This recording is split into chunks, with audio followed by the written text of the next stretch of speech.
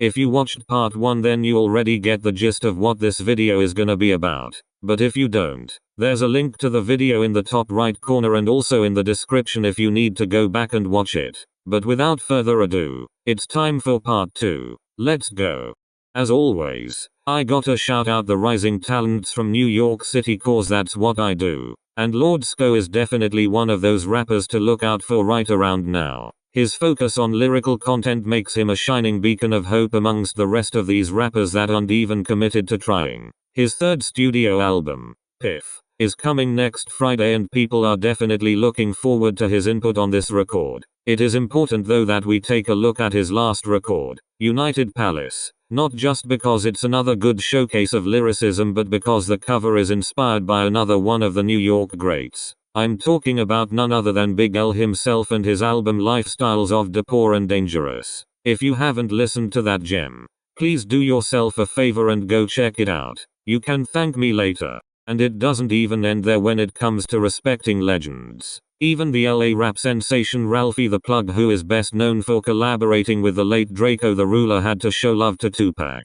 on the cover for his 17th mixtape Rapper Overnight 3, which just so happens to be the third installment to a mixtape series he started in 2016. He got Galerie Provence, a cover designer who also worked with the likes of V's and Big Baby Gucci, to recreate the cover for All Eyes on Me, the last album Tupac ever released in his lifetime.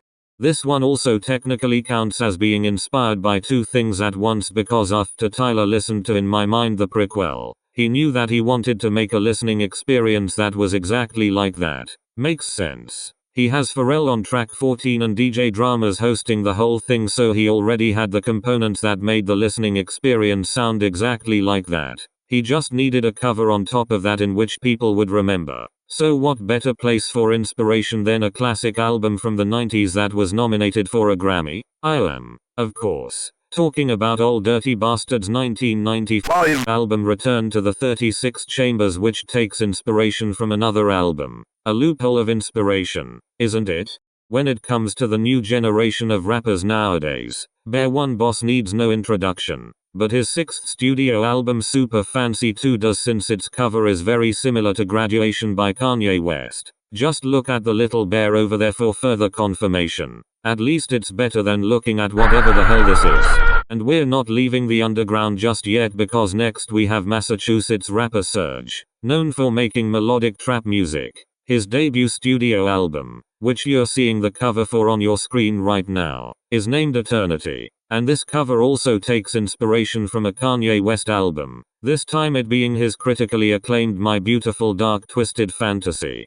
It's not just album covers and mixtape covers that are the culprits of having similar cover art. Just take a look at the cover art for Rob Banks's PB&J, which takes inspiration from the cover for Mysterious Funk, The Chronicles of Space Ghost Perk. Makes sense because he's listed as a producer on this song. When it comes to the mixtape era of rap music, we all know Lil Wayne dominated it. So it makes sense why Chief Keef would wanna take inspiration from his 2015 mixtape Sorry for the Wait 2 for his mixtape that he would release in the same year, titled Sorry for the Wait. Now we have XXL Freshman Wi-Fi's funeral with his 7th mixtape Black Heart Revenge 2, a sequel to his 2016 mixtape. The cover for this mixtape draws a lot of inspiration from Drake's debut EP Take Care, released in 2009. This one might be a bit of a stretch, but the cover for Nardo Wick's second studio album shares similarities to the cover for Everybody's Looking by Gucci Mane.